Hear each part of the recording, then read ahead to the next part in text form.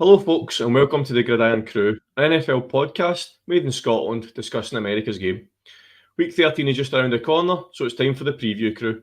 I'm your host, Dan, and joining me tonight are some of the finest crew members. Yes, as you know, it's St Andrew's evening today. It's St Andrew's Day today, so we'll come to that in the kick-off question in a minute, guys. I need to do the introductions first. I've been preparing for these all day, right? Folks, the definition of browning isn't typically messing things up from a good position, as the team from Cleveland usually do. It actually means to make something brown, typically by cooking it. So it's quite appropriate. That's the name of the Bengals QB since our season is well done. Stu, how are you doing? I was doing pretty good, but yeah, you've just reminded me of how sad I actually am right now. I guess it's just one of those things, but yeah, the Bengals are probably done for the year, so I'm now looking forward to the draft. I should say that actually earlier this week on Monday, I did my first mock draft of the season, so it's officially that time of year. I haven't been this early on the mock draft since the bad old days of pre-Burrow, which I guess wasn't really that long ago, but still, it feels like a lifetime ago. Dude, that's when you know your season's well and truly done, is when you're already looking to next season. It's like, which offensive lineman are we going to be taking it wherever we are in the draft? And right now we're 15, so I'm kind of actually hoping that we fall a bit further so that that draft pick gets a bit higher, to be honest. Apart from that, good. Excellent. Glad to hear it. Thanks for joining us as usual.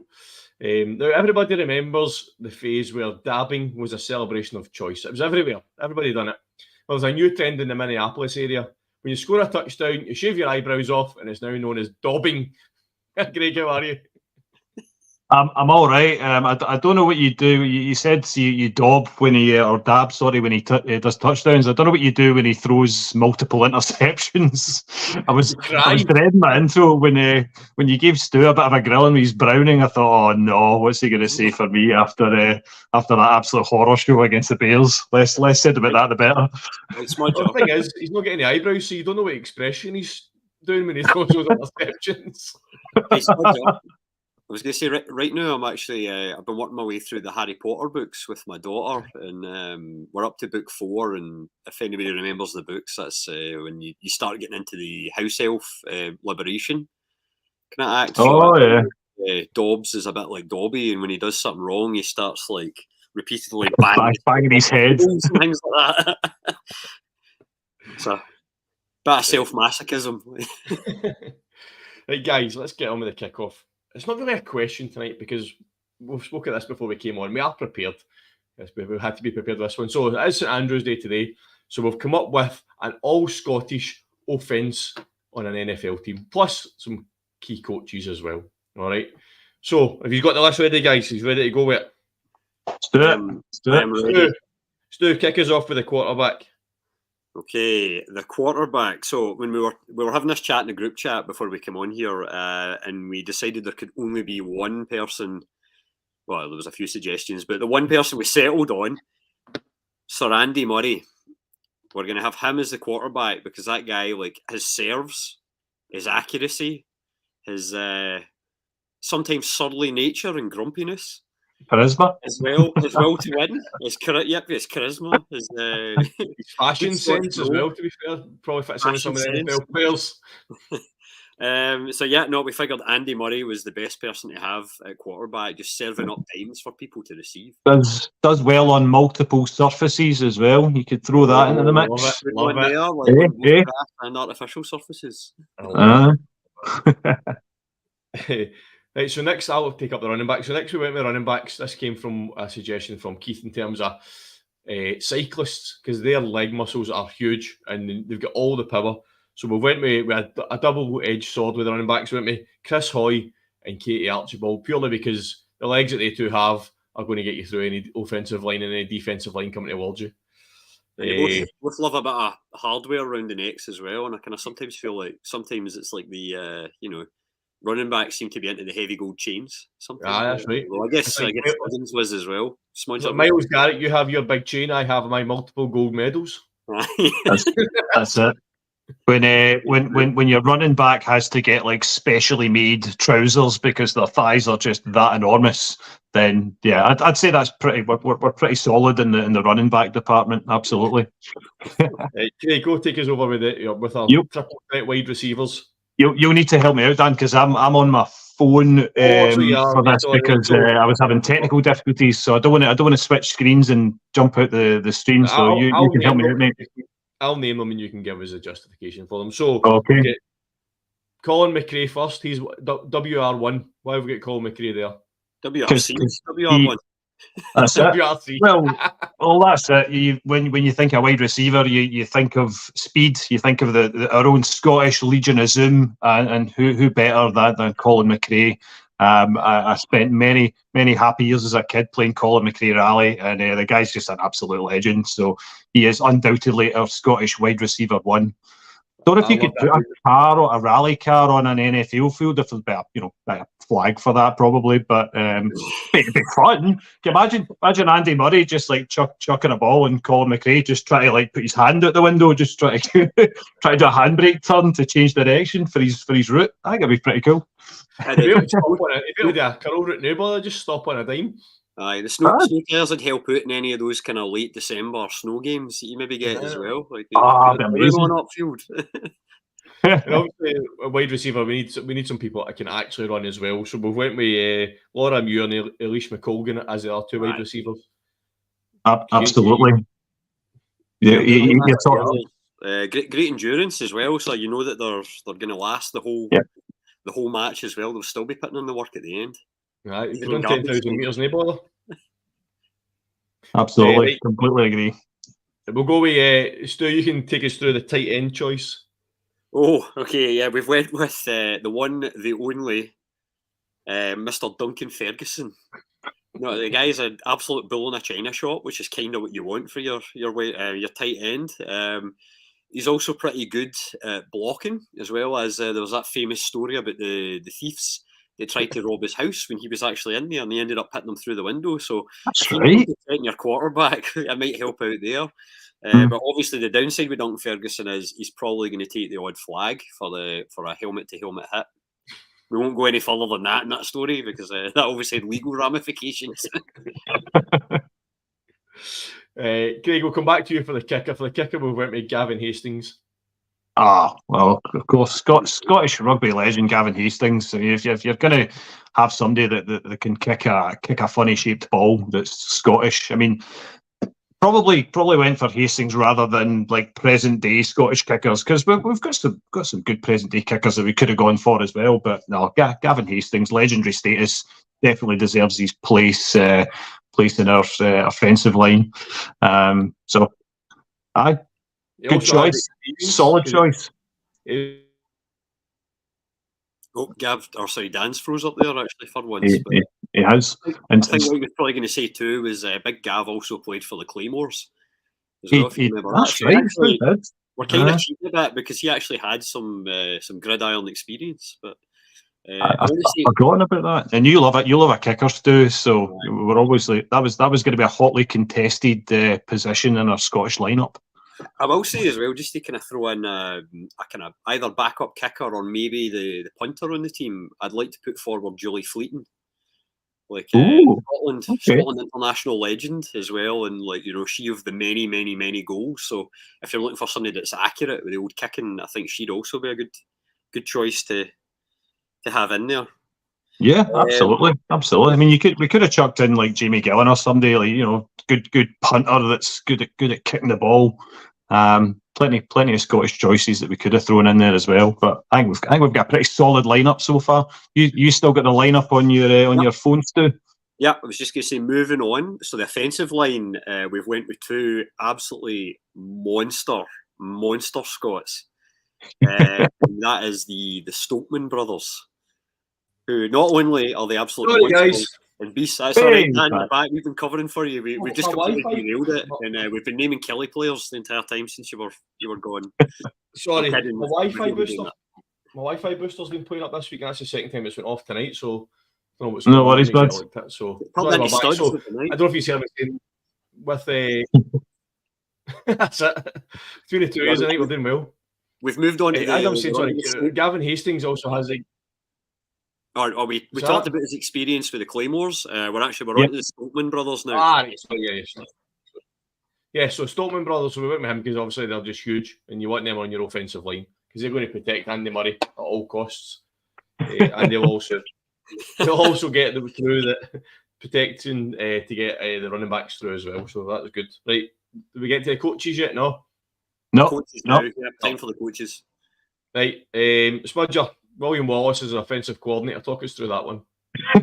Well, I chucked that in the chat earlier on today because I mean, like for obvious reasons, if you're going to think of an offensive tactician, who better than picking William Wallace for that? Okay, it's maybe a wee bit of a curveball because I don't think he's got any prior knowledge of the NFL. Maybe I'm wrong. I don't know, but I think he'd be a cracking offensive coordinator. He would definitely know how to spot a blitz coming in as well. He would. He's no stranger to a bit of war paint as well. So I think he's a solid choice. and he would compete with Al Pacino for those motivational speeches as well. Correct. Actually, imagine a locker room speech, an NFL locker room speech by William Wallace, either pre-game or post-game. Be amazing. Just if all the players run out of tunnel bearing their arses.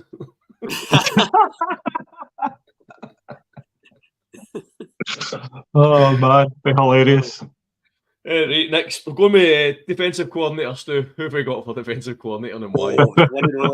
One of my favourite Scotland managers of all time, purely because of this genius tactical move, and it's the reason why we had to make him the defensive coordinator.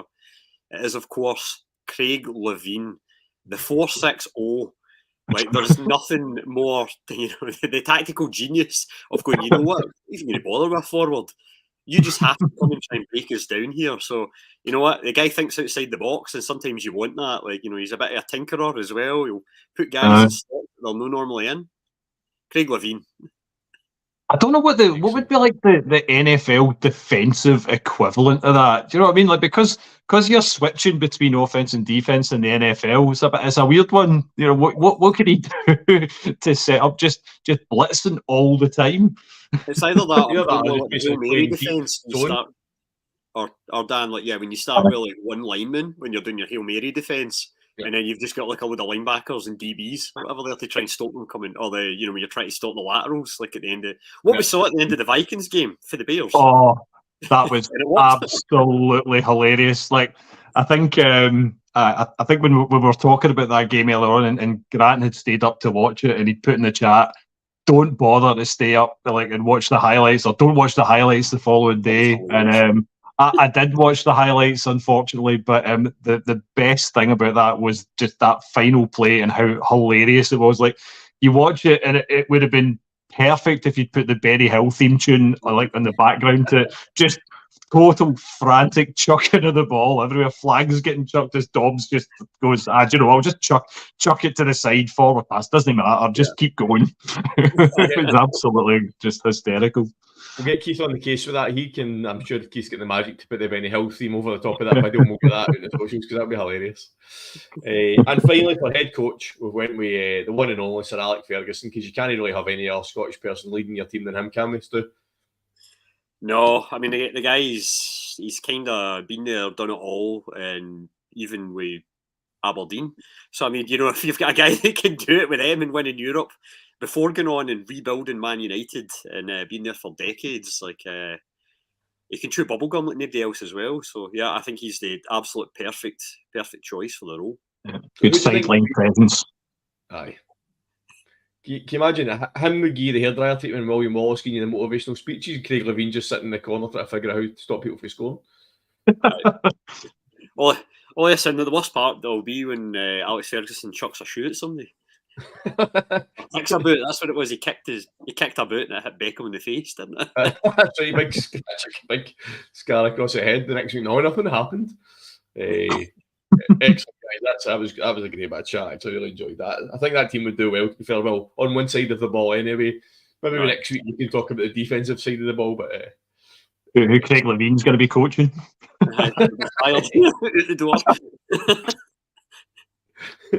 Good luck to St Johnson the rest of the season, as I will say. You think we're the Scotland Chargers? Is that the issue with all offense, no defense? That's it. So the Real Madrid, as long as you score more than the opposition, it doesn't matter. Very true, mate. Very true. Right, guys, let's go on with the games. So this week we're going to start with Thursday night football. It's very unusual we start with Thursday night football because this season Thursday night football has been an absolute shambles. There's been nothing decent. So this week they've given us arguably the most on-fire wide receiver in the league at home to a Seahawks team that are just about keeping themselves relevant in the playoffs. Stu, I'm giving you the platform to talk about your favourite wide receiver. Take it away.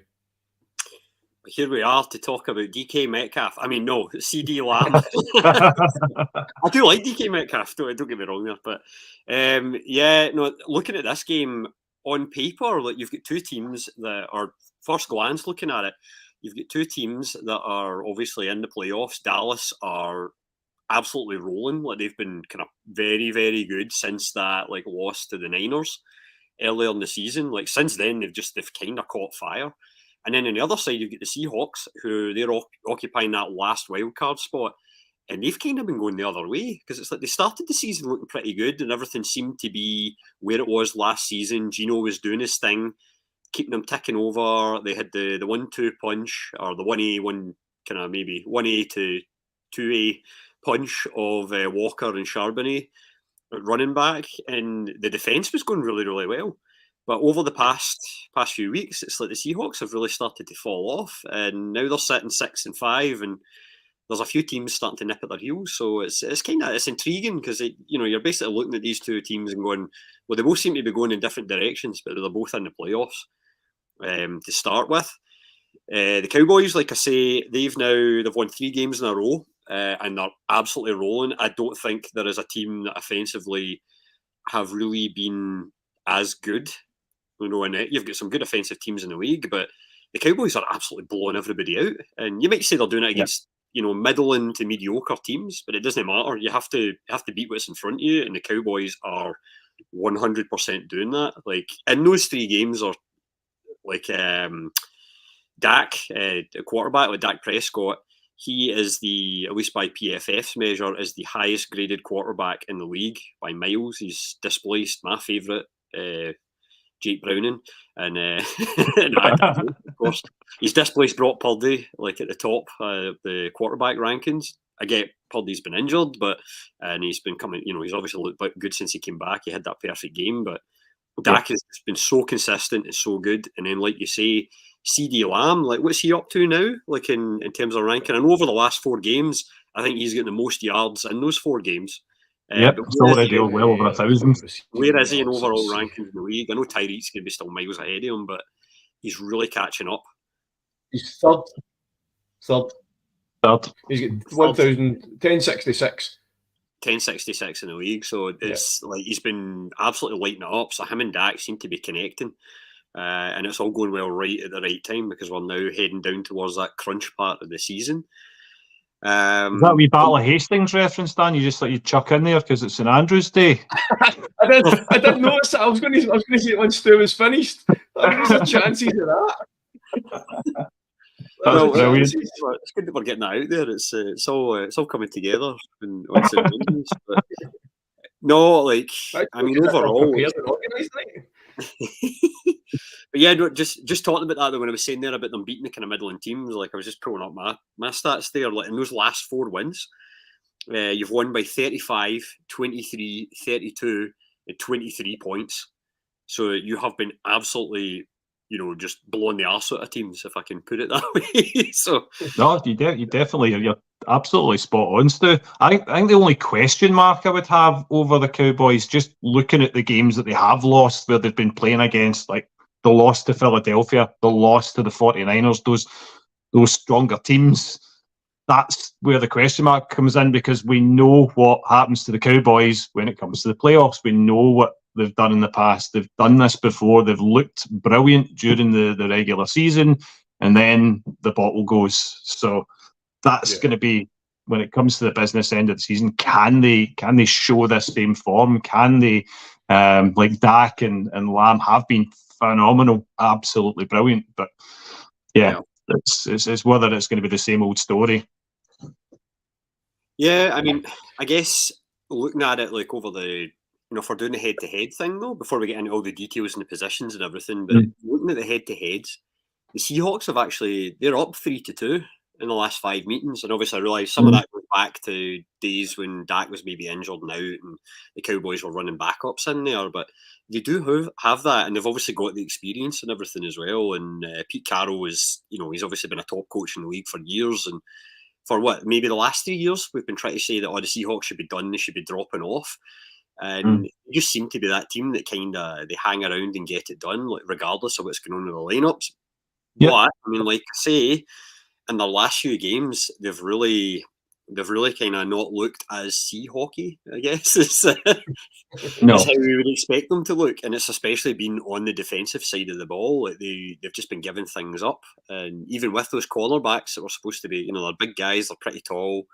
Dak was talking about, I was watching an interview with him for yesterday, and that was one of the things he was keying in on, was like, they have some big bodies in there, so my windows are going to be a lot tighter. I'm going to need to watch where I'm placing it. But to be honest, like right now, for what I've seen with him, CD Lamb, it just seems to be, as long as he puts it in the area, CD Lamb, CD's going to come out with the ball. Ferguson's been playing fantastic as well, so that's another, you've got another target there that can go after it. Cooks has looked a lot better. He seems to now be fitting into that system well as well. So that's another kind of pressure release valve he can use if he can't get the ball to CD. So I know it's offensively, it's stacking up well for the Cowboys. The other side of it is the Seahawks defence. Not only are their cornerbacks starting to kind of look a bit more ragged, their run defence, I think after the first, it was either 4 or 5 games of the season, they were one of the top run Ds in the league, and they were top 5. Since then, they've dropped to 29th. So this is also another game where Pollard, who's been looking better for the Cowboys as well, he could maybe go big too, because the Seahawks just seem to be really struggling to stop the run now as well. So it's they're giving up big yards there. So we'll see what happens, but it's on paper for me. This is looking very, the bookies are saying more than 7 points to Dallas. I'm kind of saying it's looking, I can see why they're saying that, basically. Yeah. Do you think, Stu, maybe Darren Bland's worth putting a wee wager on another pick 6? Mm-hmm. I haven't mentioned him yet. You've got him, and he's just broke the record, Dan. And I did say it on here. No, I wasn't on here last week. It was on me done the Thanksgiving kind of thing in between the games. And I said, you called it. How important Thanksgiving is to the Cowboys. If for him to do it on Thanksgiving would be amazing. And then fast forward an hour or so later, and there he is running it back like a running back stroke wide receiver. You would never thought he was a DB that he was making the cuts.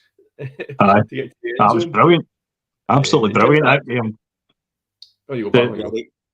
Bland just seems to be so keyed in right now as well. It's almost like I realise obviously you want that for your defensive backs, because I mean it's like when you look at him, it's like, well, how many guys would you say are better than him in the league? It's like, well, I know you can maybe make an argument for a guy we'll talk about later on in Surtain, because we're going to be talking the Broncos game, so I imagine he's going to come up. Spoilers there, folks.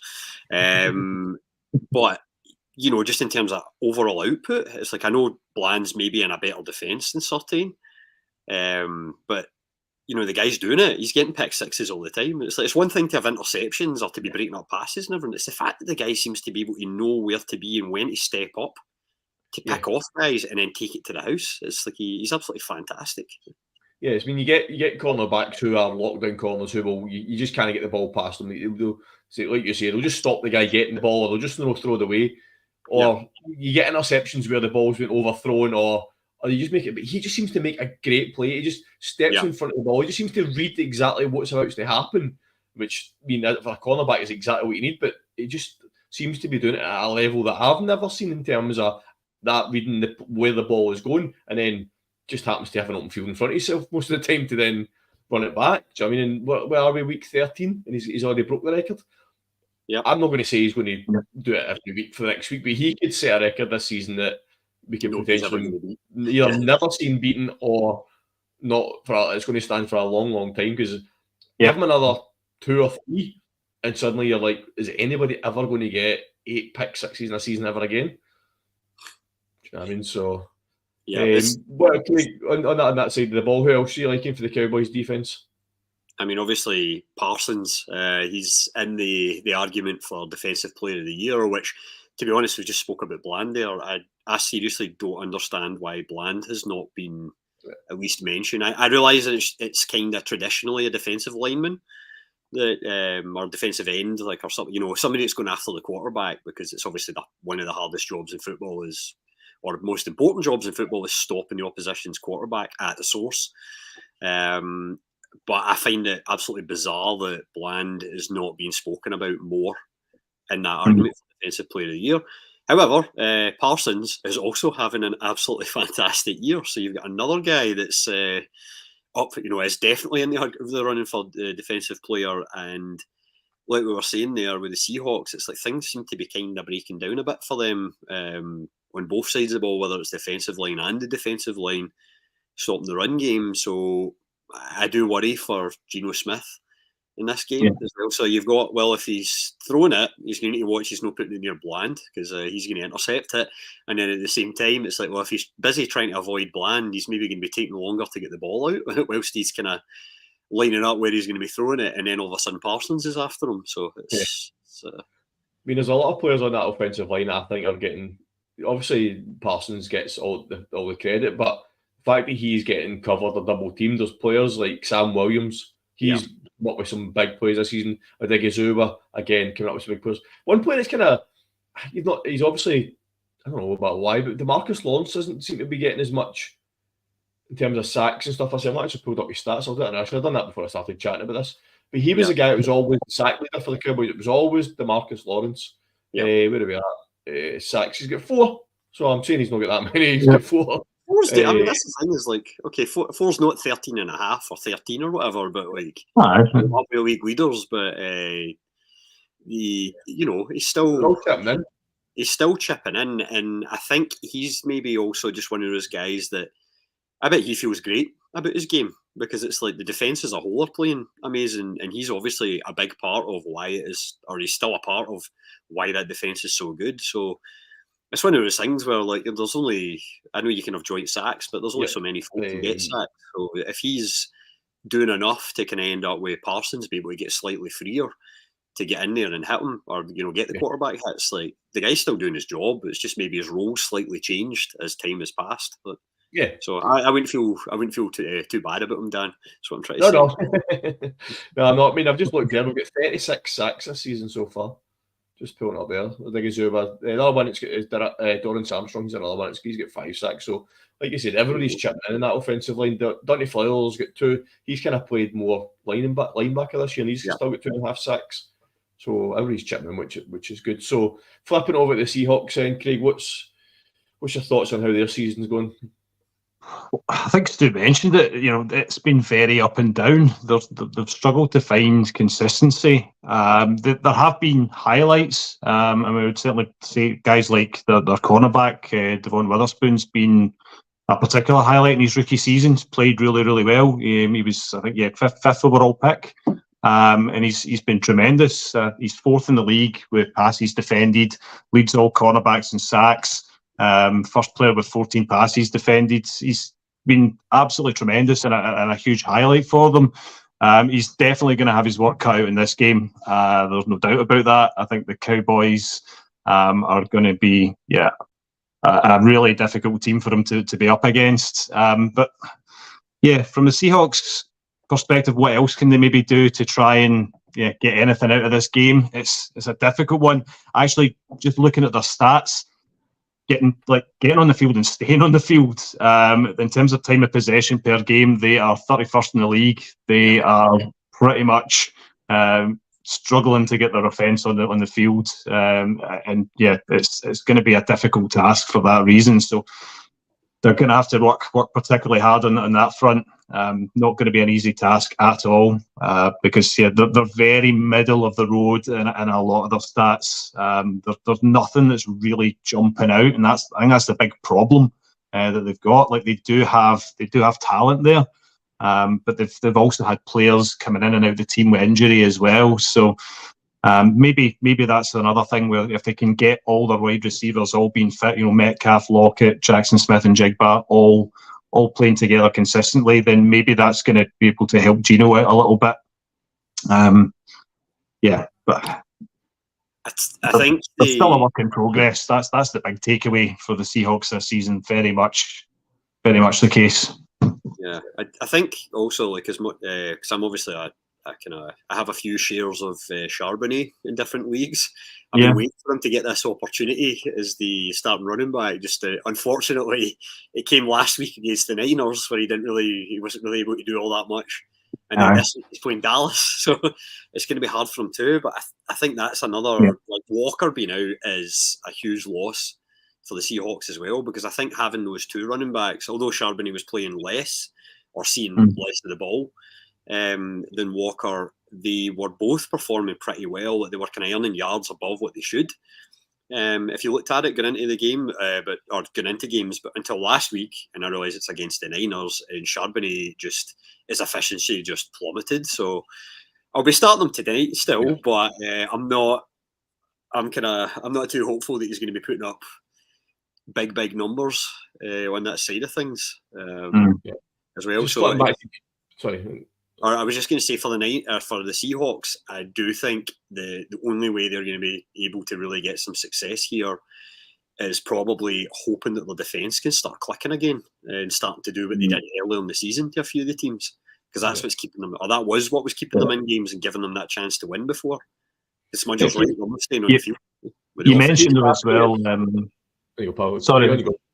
No, I was just going to say, you mentioned as well, like, yes, at the moment they're on that bubble kind of in the mix, but their next 3 games, they're at the Cowboys, then they're at the 49ers, then they're playing the Eagles. I mean, that is like 3 probably of the toughest games you can possibly have.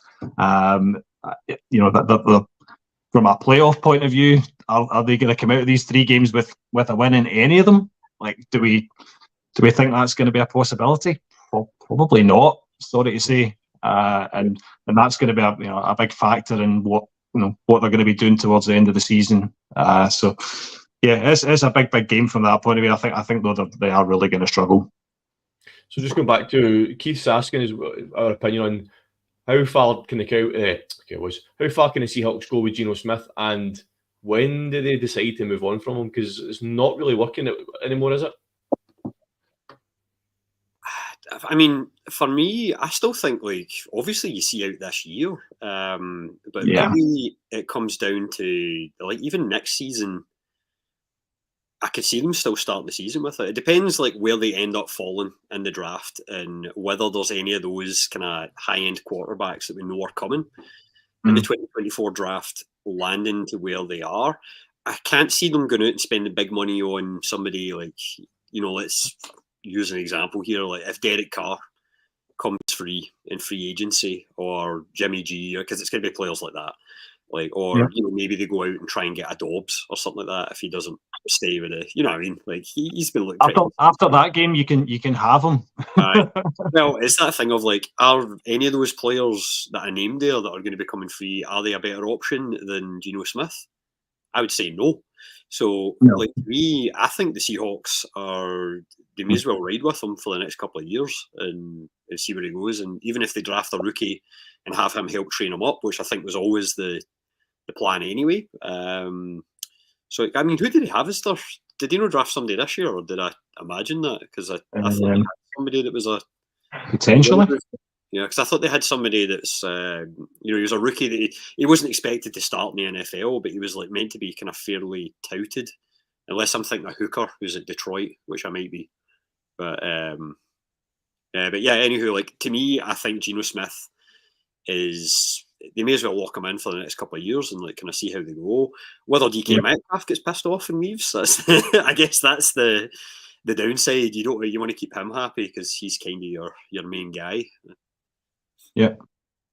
What do you think? Just looking through the 2023 draft stats. No, not in the. Well, I think that's probably the plan. That's probably the plan for this off season. Then is look at the draft, see who they can get, and I doubt that they go with somebody. I don't think they're going to get somebody that's plug and play. and able to come in and be a starter. So to me, I think Gino's still the starter next season, and there's nothing really wrong with that. It's just you have to wait till you get that guy. Like the same way the Bengals did with Burrow. We had to wait. Yeah. I mean, they're not going to be picking particularly high up the draft to go with their current record either. So no, unless someone maybe doesn't, I'm not saying somebody falls, unless they decide to pick up a quarterback that's not within that top 10, 15. So this is a good draft for quarterback. So it depends on who falls to where they're at. Could they move up? I mean, they're obviously not going to get a Caleb Williams or a Bo Nix or anybody like that, but they could potentially get that next level of QB that they can develop. We've seen plenty of QBs that have not been picked in the top 10 going to be successful. So the chance is there for them if they can get the right draft pick, if that's what they decide to do, I suppose. Right.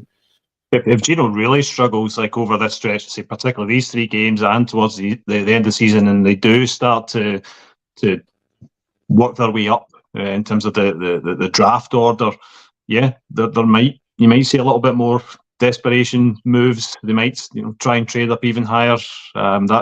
That'll be something to keep an eye on, certainly. But I think you're right. I think they would likely start with Gino next season and try and pick a prospect that they can spend some time with, get to know the system a little bit better, rather than just throwing them in immediately. But if they do struggle over this stretch, and by the end of the season, it's amazing how these kind of things make an owner panic a little bit.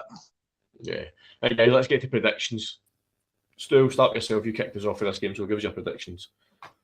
Oh, well, I think, it's probably you've been able to work it out from the tone of the way I was talking about the game in general. And I'm going to say I think the Cowboys, and they're going to extend their home winning streak. Because right now they're sitting on 13 games, which is the longest active in the league. I think they're going to extend it to 14. What's your prediction for the score? I do think the bookies are saying more than one score, but to be honest, like you've won your last 4 by more than four scores, and you've done it against mediocre teams. And we have just described the Seattle Seahawks as a mediocre team, so I think it's going to be at least 2 scores. I'm going to say 17 points, or 17 points plus. Yep. I think it's going to be a very similar story to the game they just lost against the 49ers. I think it's going to be that kind of scoreline. That was 31-13. I'm going for similar. Certainly, going for Dallas. A couple of scores. Yeah, I'm obviously going to go Cowboys. I think our offense at the moment, Stu, the way you've said, is playing lights out football. I can see us putting up a lot of points. It's just how many they can then reply with. I reckon we're going to score at least 40. But whatever Seahawks put up to kind of against that is where the margin is going to be. But yeah, I think we're going to have another 40+ game this week. One last question on this, Dan. Okay. Do you think that Dak, because we're saying that obviously going by the score, I mean, I know my answer to this because I've already said I think they're going to win by more than 2 scores and they're going to score pretty high. So I imagine that Dak is going to be throwing touchdowns. Do you think he is going to match his own career record of 6 games in a row, throwing at least 2 touchdowns in a game? Yeah, I think so. I mean, the weapons that he's got, we mentioned at the start, CD Lamb, we don't need to talk about, but you mentioned someone who I've been really impressed over the last few weeks, and that's Cooks. Yeah. I think I said the last week before, he's not that he's appeared out of nowhere, that's a bit unfair on him, but he really has. He's been kind of getting the catches here and there. Over the last couple of weeks, he's became a very high percentage target for Dak Prescott over the last, and he's now showing himself as a WR2 in our team, whereas before he kind of middle, but he definitely is. So the 2 of them, Ferguson's playing well. Even Shoemaker's starting to get a couple of touchdowns now as well. Yeah, no, that's good to see because I have him in Dynasty sitting in my squad, so I'm like, that's good for the future. So I think he'll throw for more than 2. I mean, it depends how much running we do as well. We're obviously dragging this on here, but Rico Dowdle is coming into a game as well in terms of on the ground as well. So I think to answer your question in one word, yes. Now I will make this one really short. Now the second part to this question is: do you think looking at your schedule moving ahead, can he break the franchise record, which is sitting at 7 games, which was set by Tony Romo? Right, I have moved away from our schedule. Who have we got? Seattle, Philly, Buffalo, Miami. Tough games. That's Yeah. great. Seven in a row, those two. Yeah, You saying it? 7 games in a row with at least Sorry. 2 touchdown passes. So, like, to break Tony Romo's record, you need to do it in the next, tonight and then the next 2 weeks. It's Philly next week. So, I mean, that's. I I mean, mean, doing it then. no, he can still throw for 2 touchdowns. Yeah. Do you know what I mean? But I did have a split in the series with the Eagles. I said right at the start of the season, I think we'd split with the Eagles. So I'm going to say yes. The Bills, we've covered them enough to say what the Bills have happened with them. So yeah, I think he could do it in the remaining games for the season. Dan, I don't want to put a curse on this, right? But just interestingly, right, Dallas are about to play 5 teams that have got a 0.5 record or better, right? You've got Seattle, Philadelphia, Buffalo, Miami, and Detroit. And so far, you are 8-1 against sub 0.5 teams, and you're 0-2 against teams that are over 0.5. So, what those teams that are over 0.5 are the Eagles and the 49ers. So yeah, I mean, which we did mention that earlier on. That's the thing. Does your record flatter does it flatter the Cowboys a wee bit? Maybe. I don't think it does. I will say that it does show you've lost to the 2 teams that I would say are the. I mean, it's no offense to the Detroit Lions or the Vikings. I would say that the Niners and the Eagles are clearly the cream of the crop. Yeah. Oh, 100%. In this conference and possibly in the league. Let's be honest. Yeah. So, yeah, I think next week's huge. Obviously, it's fucking a daft statement to make. But if we can beat the Eagles next week to show, wait a minute, we can win these games. If we go 0-3 against the Eagles and the 49ers this year, it just gives us that whole can he beat the big teams type mentality, which we've been known for the last couple of years. If we can go and beat the Eagles next week, I think that changes the narrative. I don't think we're going to catch them in terms of winning the division. I think that's now gone, barring some sort of freak results. But if we can beat the Eagles next week, it will change the narrative. And I think that we need to do that, especially at home against them. Yeah. Right, let's move on because I could sit here and talk about the Cowboys all night, but Keith would batter me.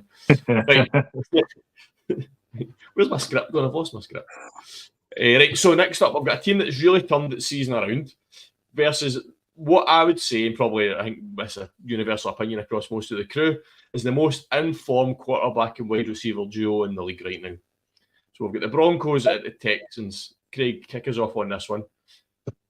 Well, like you said, Dan, we've got a team that's started to find its mojo at last. It's weird. It doesn't seem that long ago. We were talking about a team that started 1-5. They were on the receiving end of a 70-point doing by the Miami Dolphins.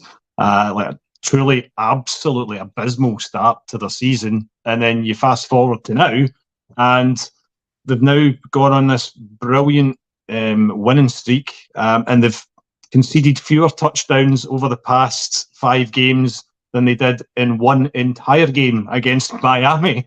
So, defensively, they've actually woken up. I thought that stat was just absolutely mind-boggling. The fact that in 5 games they've conceded less touchdowns, 9 touchdowns in those 5 games compared to 10 in the one game against Miami.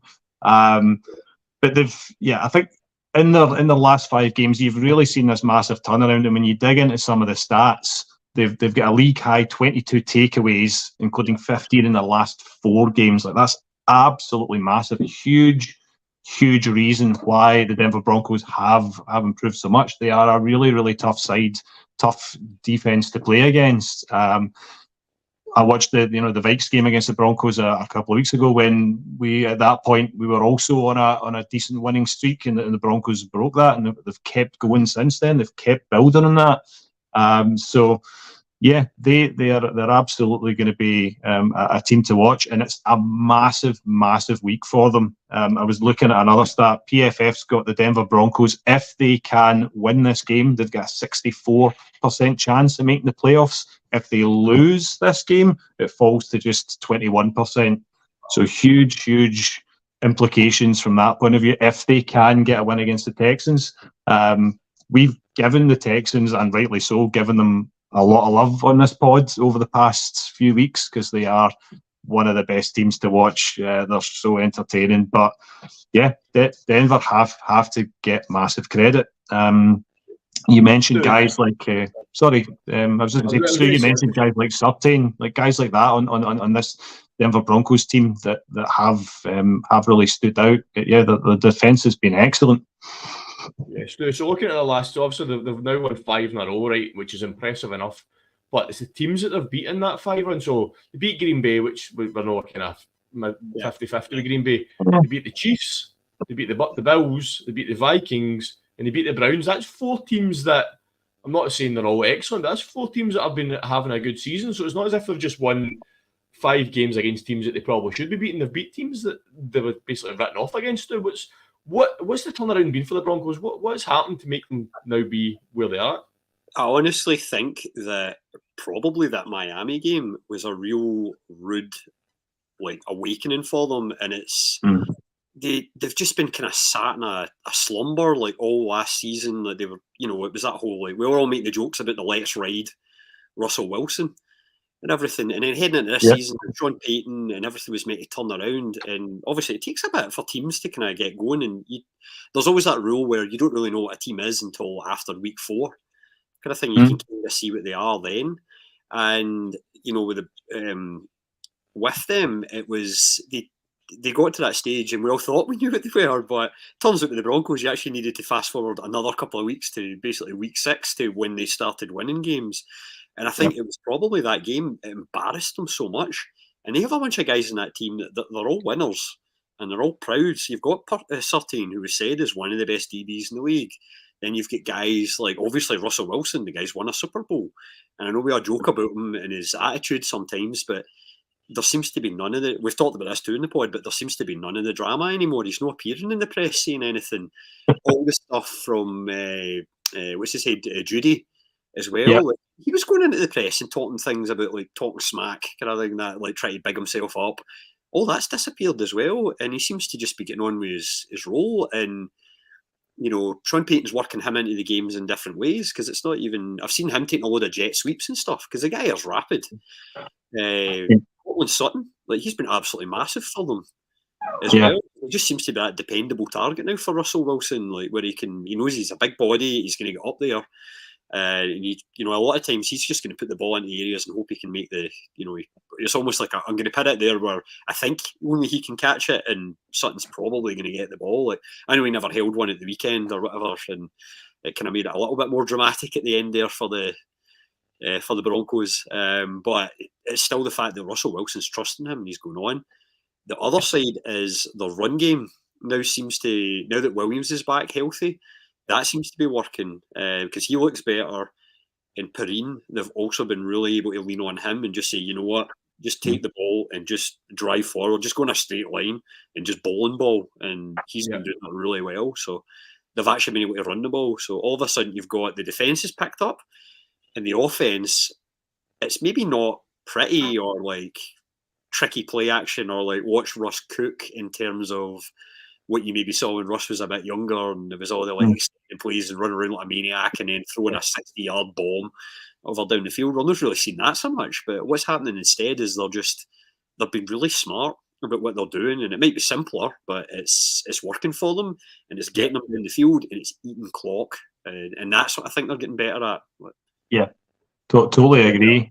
You've got to, I think, give credit where it's due to Sean Payton as well, because from a mental standpoint, like from a confidence standpoint as well, after that horrendous start to the season, it would have been so easy to just go into full-blown tank mode for the heads to go down, and a lot of coaches probably wouldn't have managed to come back from that. And a lot of teams we've seen that have had horrific starts that have gone, 0-16 in the past, or 0-17 now. But I think that's I say, a lot of credit you've got to give to the coaching staff and the team, actually. But to turn that around, to now be in a place where we're actually talking about the Denver Broncos as possibly being in with a shout and making the playoffs is nothing short of remarkable, I think.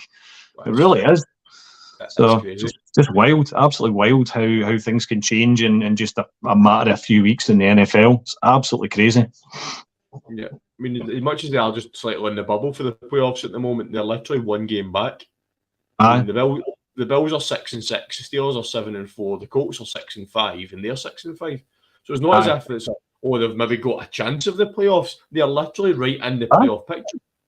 Yeah. But that's where this game against the Texans is so massive, and that's that PFF stat I was bringing up earlier on. It's huge for them, because then after that they're at the Chargers, then they're at Detroit, so not going to be easy in both of those. And then last three they've got New England, Chargers again, and then they're at the Raiders for the last game of the regular season. So yeah, a mix of tough games in there.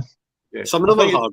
Some of those are winnable, but you're right though. Like what I would say is this game is probably key to, because they're kind of playing against each other for one of the playoff spots. Like, let's face it, kind of thing. It's like they are fighting out here. Whoever wins is, like you said, the probability was 64% or 36 kind of thing. It's directly those odds are directly proportional in terms of taking it away or giving it. I will say though, on the other side though, the Bills, they suffered a massive mental blow last week, so they're going to be looking shaky going in, and they have some hard games kind of moving forward, so they might be falling out of it a little bit. Who knows? Every time we write the Bills off though, they win, and then every time we say they're going well, they lose. So I hesitate to comment on them too much. The Cleveland Browns, they've lost their quarterbacks again. It sounds like they might be starting Joe Flacco this week, so they're another team that I can see. Yeah, their record's better than both the Texans and the Broncos right now, but I could see there's a world where both these teams end up finishing ahead of the Cleveland Browns by the end of the year.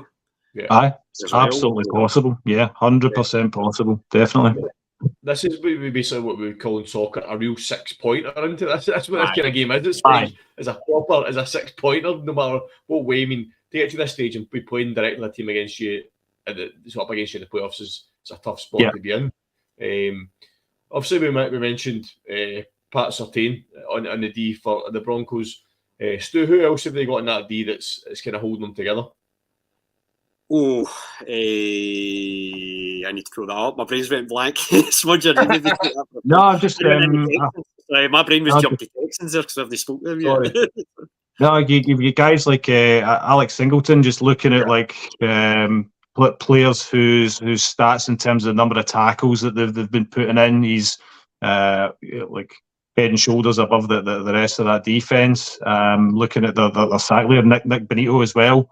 There's some huge defensive players for Denver that they're going to have to rely on a lot in this game. Like I say, you don't want to be working. You don't want to be working them too hard and getting to a point where they're absolutely blowing out their arse. So that they're going to be struggling against it. We've talked about the Texans, how good that Texans side are. We've seen how great Stroud and Tank Dell are, how well they connect together.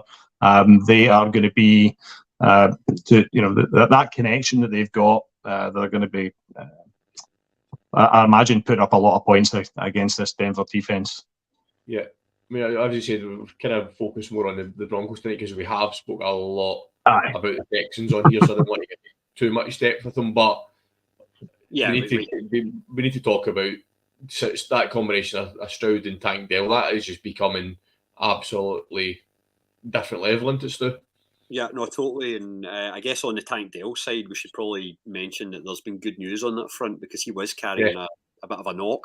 That's right. Yeah. I saw that he's been. I think he was a full participant, or at least he was practicing anyway. So it sounds like there's no chance he's missing the game for them. So that Stroud Dell connection can continue because it seems to be every single week there's a highlight reel play from the two of them together, and it's definitely it's up there with the Burrow and the Chase, or the Cousins and the Jeffersons in terms of top QB and WR pairing. I'm going to put Cousins up there just to annoy people, but you know what I mean. If you're a dynasty winner and you've got Stroud and Dell, you're absolutely laughing at the moment. Just looking at, so I'm just going to look at the top three receivers just briefly. So if you look at, so the actual top receiver in terms of stats at the moment is still Nico Collins. He's just touched, he's got 800 yards at the moment, but he's averaging 16 yards a catch. Right, this is why I'm looking at this. Right, so one receiver's averaging 16 yards a catch. Tank Dell is averaging 15.1 yards a catch. Right, Noah Brown averaging 21 yards a catch. Granted, it is only on 20 catches, right? Anyway, Dalton Schultz, 11 yards a catch. Bobby Trees, 11 yards a catch. So they're Bobby three Trees.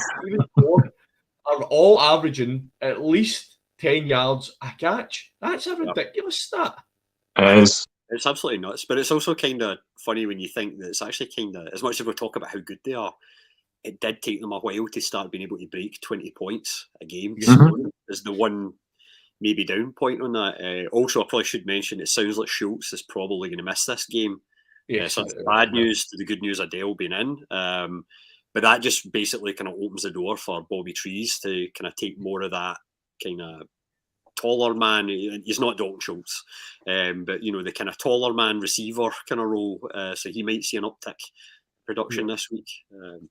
But yeah, no, the fact that they're able to move the ball so well and Stroud is able to kind of get it to them, and whether it's like just so far down the field when they make the catches because they've managed to go in the roots, I think that is what it is. after the catch as well. It's like they're all chipping in, whether it's Stroud or the receivers doing their part too.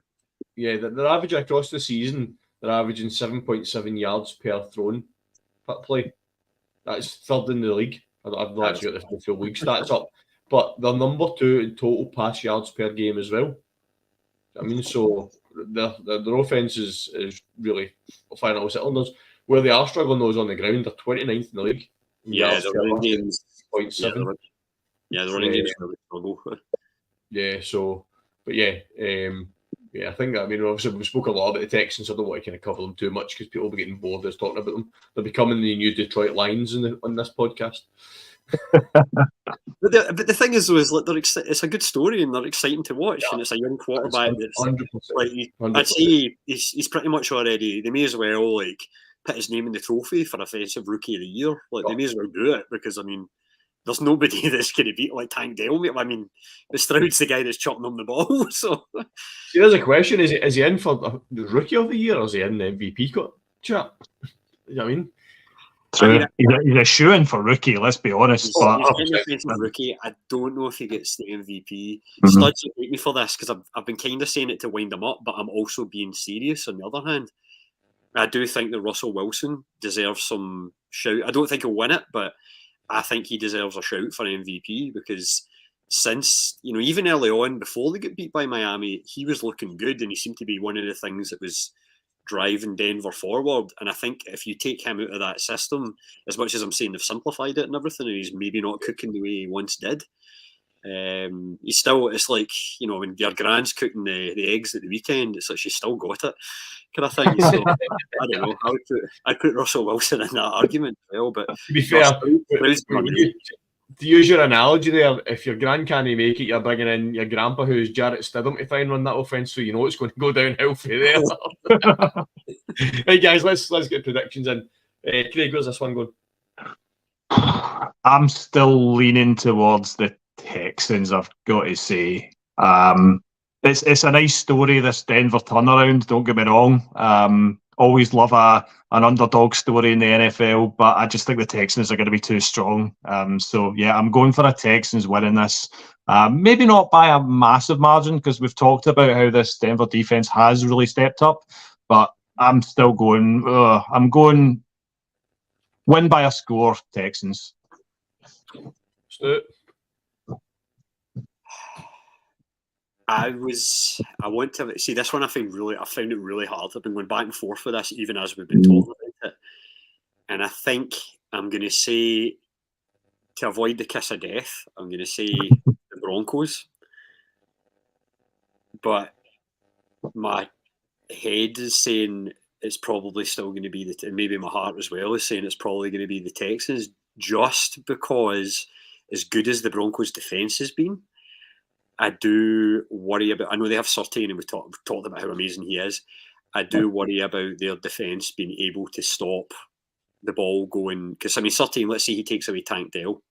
Yeah, there's other guys there like Collins and that are going to be free. And if you look at where the Broncos are struggling defensively, sure they'll stop the run game, and the Texans don't really have one anyway. But I think you'll be able to put the ball into areas of the field, like in that kind of in between the linebackers zone.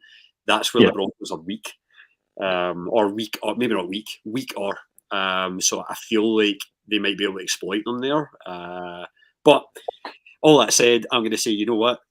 Russell Wilson's going to keep it rolling. It's going to be 6 in a row. They're going to extend that AFC longest running record, and they're going to do it too because, again, I think that the Texans, as good as they've been, the Jaguars showed last week that they're still a team with a young quarterback, and you can still get to them. Mhm. You can still win. Yeah. So Broncos I'm gonna- by Okay. 1 point. Yeah, I mean the Broncos' motto this season is uncommon after their Let's Ride last season. So yeah, it has been a bit of an uncommon season from the way they started and the way they turned it around. But yeah, I'm going Texans as well, very much for the same reasons as what you mentioned there, Stu. The Broncos can't stop all those weapons on that offense, and they've not got enough to throw back at the Texans in terms of if this goes into a shootout, the Texans will win it quite comfortably. I don't think the Broncos can keep up with them. I'm going to go Texans by 10. 10. Oof. Okay. I still think it's close either way, but yeah, I'm still going to stick with Broncos, but we'll call this a 2-1, but with an asterisk because I don't really believe that. So 2.5. I just think those yards per catch you were talking about. You shut down one person, that's where the Texans are just going to be too strong. Definitely. I mean, you're picking up a first down on nearly every reception, then you know what I mean. Right, guys, let's move on to the last game. So we've got NFC number 1 versus NFC number 2. It's already been touted as a preview of the NFC Championship game. It's getting the dreaded Crew curse as game of the week. It's the 49ers at the Eagles. Craig, give us your run through this one. I'm looking forward to this one, Dan. It's a cracking matchup. Say 49ers, 8-3 49ers, and the 10-1 Philadelphia Eagles. I mean, come on. They've just been the absolute on-form team, without a doubt. So hosting the 49ers at home. They both won last week. Philly eventually won. They beat the Bills in that overtime game. Once again, Josh Allen in overtime, you could have guaranteed that it was going to be an Eagles victory. And that's them, 5 in a row. So, yeah, the Niners, they comfortably beat the Seahawks, and we talked about the Seahawks earlier on. They never really looked in any doubt beating the Seahawks, and Purdy's been playing exceptionally well. He's having near perfect game. So he definitely deserves a bit of love and a bit of credit. We can't not talk about the previous NFC Championship game, but this is a very, very different 49ers side. For a start, they have a quarterback, which is a good start, because last year, let's be honest, they didn't really have that.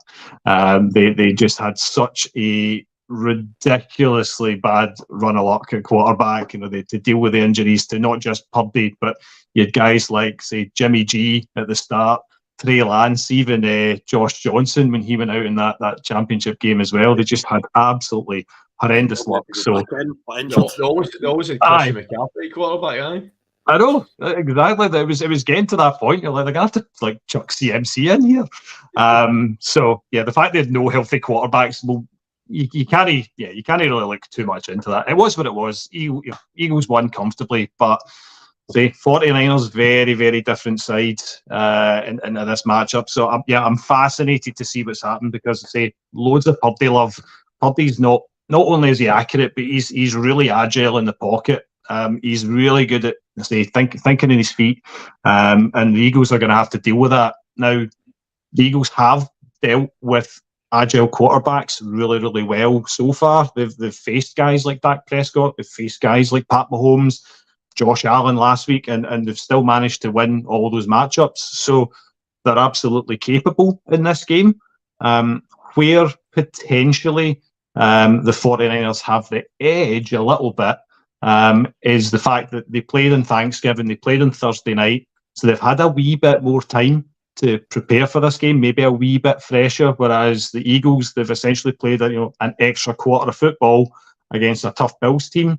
So they're going to come out of this a wee bit more battered and bruised, and we'll get onto it later on, but you look at the injury reports as well. There's quite a lot of Eagles players still potentially doubtful, DMPs in there, compared to the 49ers. So yeah, a lot of things to look out for there for sure. But yeah, as I say, hopefully we get a quarterback that lasts the entire game. Purdy's going to be really excited to watch him because there's a lot of expectation there. On the Eagles, like just flipping over a bit, there's a good wee sub narrative, right? And I don't know if you've seen this or heard about this.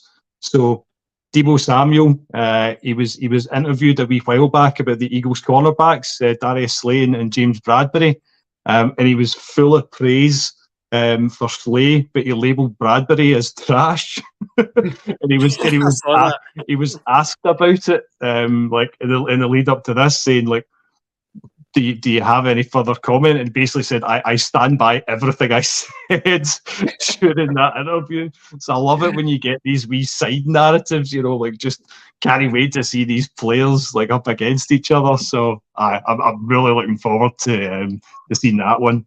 The other really cool thing is on the ground game, this is two teams that do not give up very much on the ground. Right, you're second in the NFL against third in the NFL for giving up yards per game.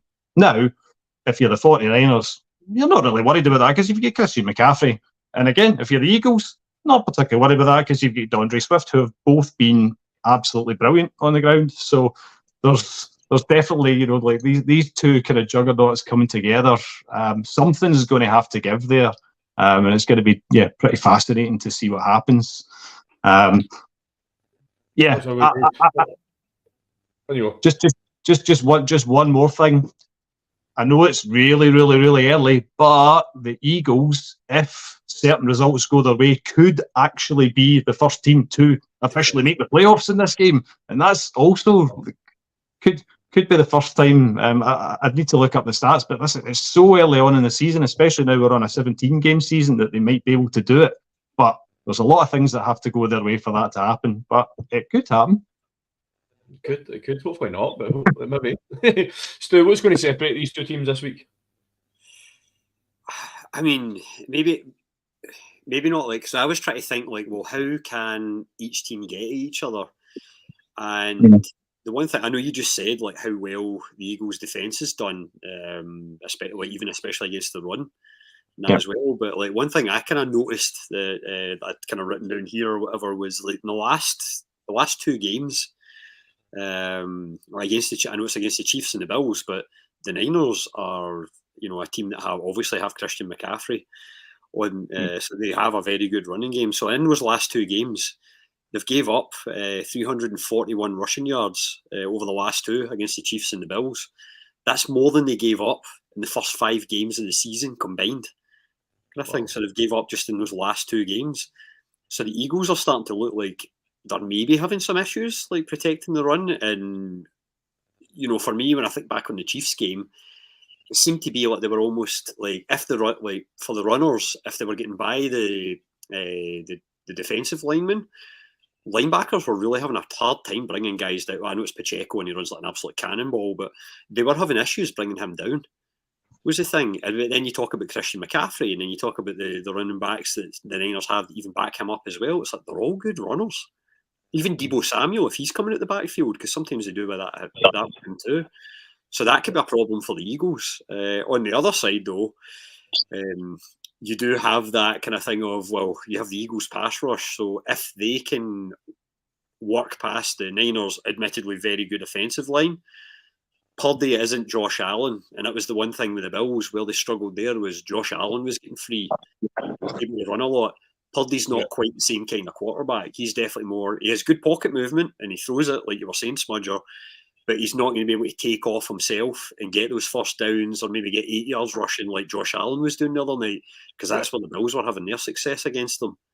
Yeah, I mean, if you look at the last 2 games, like you say, the Chiefs and the Bills, it's not as if they're up against elite running backs there. I mean, we obviously he's a bit of a cannonball, but they're giving up those yards to teams who don't have an elite running back. So how are they going to? Josh Allen is the one doing the rushing damage for the Bills. Let's face it, it wasn't really so much Cook and And what's his head? I forgot his name now. But anyway, it wasn't the running backs at the Bills that were really doing all the damage. Latavius Murray, that's who I was thinking of. It was Josh Allen. So, maybe take it with, it might not be a weakness. I might be seeing nothing there, is what I'm trying to say. But Christian McCaffrey is Christian McCaffrey. So we need to remember that. So that, and Deebo Samuel is Deebo Samuel as well. So, but at the same time, Brock Purdy, I think that if the Eagles' pass rush can be what they are, then that might cause problems for him too, or might cause problems for the Niners. But, yeah, just looking at talk about the defenses there. Jalen Hurts is the 6th most sacked quarterback in the league this year. He's tied with Lamar Jackson and Justin Fields. Is this because you think because he's trying to make plays himself and he's getting stopped that he's technically been registered as a sack, or are people getting to him through that offensive line? I think it's the extending plays and the fact that he has the legs and the ability to do that. Like, that's what's leading to more sacks, because it's the same thing with Lamar as well. Although Lamar's obviously been, actually, with all three of them, I know Fields can run as well. All three of them, there seems to have been more of an emphasis on don't just run the ball every single time, but what they do is they do move outside the pocket to extend plays if they can. And I think sometimes they're maybe just not getting rid of the ball early enough because they're all looking to make passes. And that's maybe why they're taking so many sacks. Although Justin Fields, he plays for the Bears, so it could be that. The other two are weak quarterbacks, let's face it, kind of thing. And as a slight aside, just as I'm looking at these stats, so Lamar Jackson's played 12 games, he's got 29 sacks. Tommy DeVito for the Giants has played 5 games and got 28 sacks. Yes. But there was 9 in one game, I think, wasn't there? Anyway, that's a slight off topic there. Right, guys, let's get predictions in for this one. Stu, where's this going? This is even harder than the Texas Broncos one, if I'm totally honest. Usually, I would side with the Niners, but in this one, I honestly feel that the Eagles, especially after, I know they did it in overtime, and it was a hard win that they had last week. I just think the Eagles are maybe too strong, and I feel like there might be too much for their. I think they're going to get to Purdy, and I do think they also have the offensive weapons on the other side of the ball that they might be able to put a dent. Because the Niners' defense, if you looked at it earlier in the season, they weren't quite as they've been playing better the last few games, but they weren't quite the Niners' defense from last year. And I do think there's still holes in the cornerbacks there that could be exploited.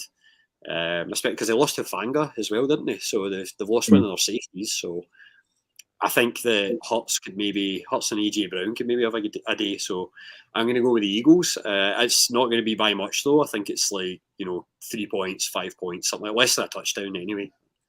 But yeah, Eagles. Smudge up. I'm going to go on the flip side of that, just because of the point I made earlier on about the 49ers have had a little bit more time to prepare for this game, and the Eagles was an overtime win. I think the injury report, there's 12 players on the Eagles injury report, 5 of them are DMPs. That could be a bit of a concern if you're a Philly fan, whereas on the 49ers side, there's not really much to be too concerned about. So yeah, I'm going to go 49ers in this one, but I think it's going to be tight, and I think it's only going to be by score. Yeah, I mean, I can't go for the Eagles for obvious reasons. I mean, I can give it up when I give it to the Giants. I can give myself that kind of leeway, but never enough to give the Eagles a win. I think the 49ers do win. I think we'll maybe see another overtime game here, or a kind of walk off field goal win here. I think this is going to be mega tight. Just who gets the kick is what it's going to be. I know, Stu, you're a fan of Jake Moody, so let's hope it's him. I mean, you're saying I should maybe we'll get to kickers later, but you're saying I should maybe start him in my team this week because he's sitting on my bench right now. I hope so. I mean, even if he just scores that one field goal to win the game, I don't care as long as he does it. Right, guys, let's do our favourite bit of the show. So, wrestling won this week, guys. I've looked through the fixtures now. I could only pick 5 games that were worth that could go either way as such. To an extent, the rest of them looked very obvious or very middling, so I've just picked 5. So, usual rules apply, guys. One word answer, then I somehow for some reason don't give one word answers, but anyway. We'll go clockwise as usual. Stu, we'll start ourselves. Colts and Titans. Minshew. Colts. Minshew mania. Smudge up. Colts. Yeah, I'm going Colts. Zach Moss fantasy owner here. It's time for him to step back up to the plate. No, Zach Moss, our team. It's, I know, sorry, Zach Moss. Sorry, Zach Moss will step back up to the plate this week and avoid a big, huge game again. And maybe I'll get a week where I can win in the fantasy. Cards and the Steelers. Cards and Steelers. Steelers. I think defence is the word. Yep, I agree. Steelers. I think there was a bit of hope a couple of weeks ago. Cards with Murray might be turning a corner, but I think we're starting to see that he can't shoulder everything. So yeah, I'm going Steelers as well. We should probably mention one thing on this, Dan, as well. Actually, just want to remember for the Cards. I might bring this up when we were talking about the Eagles. Zach Ertz has been released at his own request. Ooh, tight end. So they're going with McBride as the guy moving forward, which I think's a good decision, but. If Ertz clears waivers, which he will, seeing as he's owed so much money for the rest of the season, I imagine he will probably be signing in Philly, and with Goddard carrying a bit of an injury, I think Ertz is going to see what they are, and he's a guy that knows the system, so it should be plug and play. But so the Cards have lost one of their tight ends. Yeah, I think $2.5 million is due for the rest of this season. He's going to clear waivers. Actually, once we're finished, I'm going to come back to something about waivers in a wee second. I forgot to cover earlier on. I'm going to go Steelers here as well. As much as the Steelers are bang average, they're still better than the Cardinals. Browns and the Rams. Rams. I think, just Browns have lost their quarterback, so Rams. Agreed. I think Rams. Browns. I think the season's a bit of a write-off. So yeah, I would agree. Going Rams. Yeah, after seeing the performance Williams put up last week, they've really started. Stafford's back as well. I think Rams should win this. Well, you never know. Joe Flacco has done miracles in his career before. You never know. First Super Bowl. Is he the first Super Bowl winning quarterback to play for the Browns? I assume so, because none of the Browns quarterbacks have ever won a Super Bowl. I know. I couldn't get through a history of the Browns quarterbacks, but I would estimate that would be a very accurate guess.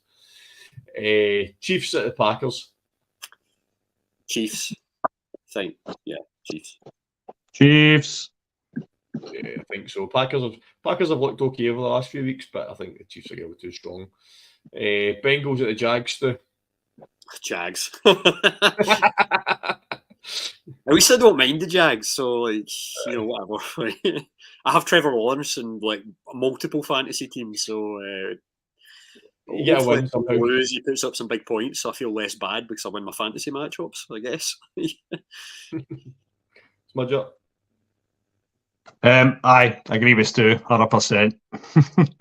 Yeah, I mean, Calvin Ridley done our belting game last week for the Jags. I think they'll be too strong for the Bengals this week. So, right, guys. Sorry, Stu. I know that must have been tough. The thing is, we've just given the Jags a full house, so we never know. Oh, we've cursed it. We've cursed it. One thing I just want to talk about, guys, is just briefly because we're running quite over here. Shaq Leonard, where's he going? The Cowboys or the Eagles?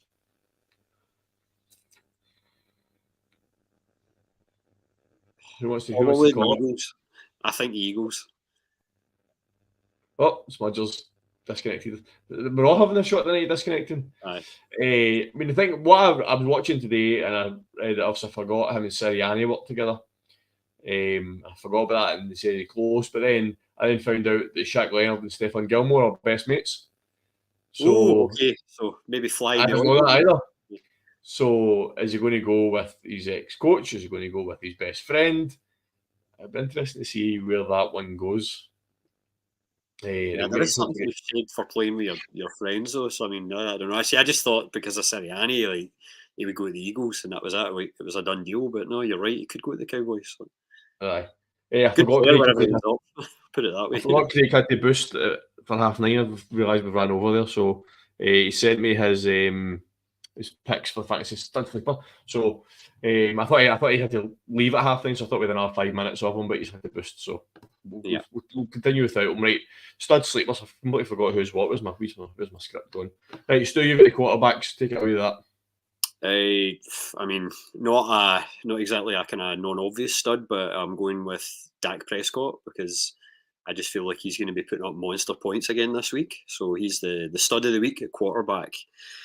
For sleeper, I wanted to go a little more kind of, I guess, off the beaten path a tad, and I'm going to say Matt Stafford. I realise the Cleveland Browns have a good defence, but I just feel like he's due a game. He's kind of been coming back from injury and he's looking slightly better now. So, sleeper of the week, Matt Stafford against the Cleveland Browns.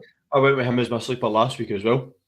Oh, well. I mean, that's also ingrained in the brain last week. Right, no, I think it's a great pick. I think that's why I went from last week, and I was like, he's just coming back from injury. I think it's a good pick.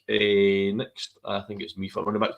So running backs this week, I've just looked at the injury report, so I'm not sure who's going to start. So I'm going to pull a studs here and say whoever starts at running back for the Dolphins is going to be the stud this week against the Commanders.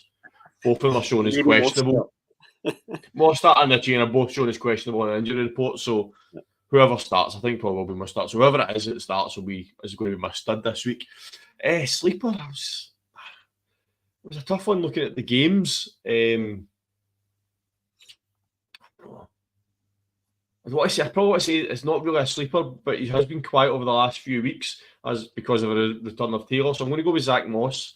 I know he has a very obvious pick because Taylor is injured, but in terms of performance over the last couple of weeks, but everybody's going to start Zach Moss anyway because Taylor's injured. But if you're thinking about playing somebody else over Zach Moss, don't get Zach Moss on your team. Craig, wide receivers. So I'll pull up. I've got this here. He's going to go with as his stud. Someone that you praised a lot earlier on, Cortland Sutton. Oh, really? I would have said sleeper for him. He's going with him as his stud wide receiver this week. And for his sleeper, he's went with Demario Douglas. I guess, the Pats are playing the Chargers. Okay, yes. So I can see that because I mean we've talked about the Chargers' defense is slightly softer, so yeah.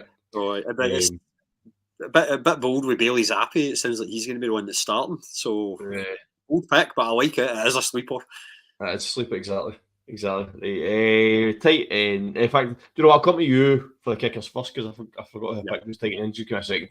You go kickers and I'll come back to me with the tight ends.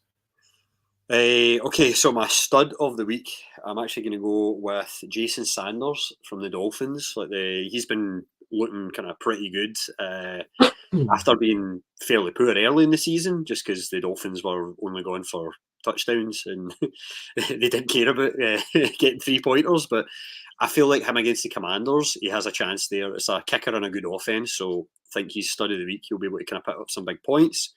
Sleeper, again, going for the old rule of go for a kicker and a good offense. I'm going to go with Cameron Dicker. So Dicker, the kicker for the Chargers against the Pats. So there's another player from that game. Honourable mention to Aubrey, obviously, as well, because I do think Dallas are going to put up points this week. I just think he's now too obvious of a pick for stud, even. So that's why he's not getting named in there. But Dicker is he's only going to score a lot of 1-pointers. He's not going to score a lot of 3-pointers either. So you maybe don't want him in your team this week. Yeah, for sure. Time of tight ends, I completely forgot to look at it, so I apologise. I think I'm going to go stud this week. I'm actually going to go with George Kittle. I think the 49ers are going to need everybody in their offense to step up this week. And Kittle has had a few decent games this year, but he's probably not getting the production that we're used to seeing. So I'm going to go with Kittle as a stud this week. I think he really needs to step up this week for that 49ers team to win against the Eagles. In sleeper, he's been a sleeper on numerous occasions. He's not. I don't think he's at the level of being a stud yet, which is why I'm going to pick him again as a sleeper. One of your players that you love. It's going to be Jake Ferguson. Yeah, I think he's not at a level of being a stud yet, so I'm going to slide him as a sleeper still. And Craig's defenses, so he's went for his stud as the Dolphins. I don't see that being a bad pick, to be fair, as your stud against the Commanders. And his sleeper, he's went for the Jets, the Falcons. which I can see the logic in that because the Falcons, on offense, don't really know what they're doing at the moment. Obviously, for some reason, that Arthur Smith decided to find Bijan Robinson in the back of a cupboard last week and actually give him the ball. You know what? He's finally like kind of polished enough boots for the older players in the boot room or in the room, and it's like, you know what? You're no longer the fresh rookie. We're going to let you run the ball. I know, it was as if Arthur Smith didn't know that he could do that. It was like as if, oh, I've got a running back that can do that. Everybody else knew it. Arthur Smith. I mean, so I can see. I mean, that could be the only downfall to that is, but the Jets' defense is pretty strong. So it's a decent. I can see why he's went with that logic. And actually, that slides us in nicely to the one last point I want to make before we finish is Aaron Rodgers. 21-day window is opened. 21-day window is open. That's just ridiculous, isn't it? I mean, it's one of those things where 100%. He is coming back too soon, but it's one of those things where the 21-day window where he is allowed to practice with teammates is open.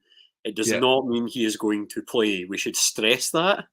And I think even he knows that he's probably not going to play. I think he would love to, just because he's clearly that kind of guy. Like, he wants to be the guy that's out there leading his team and everything. But by any stretch of the fact that the doctors have okayed it means he must be healthy enough to at least take the field for practice. So the operation clearly went well, and the man's powers of recovery are clearly something else. So we'll see how it goes. I doubt he plays, like I say, but still probably must be good news for Jets fans to be able to see him. There might be a light at the end of the tunnel for next season.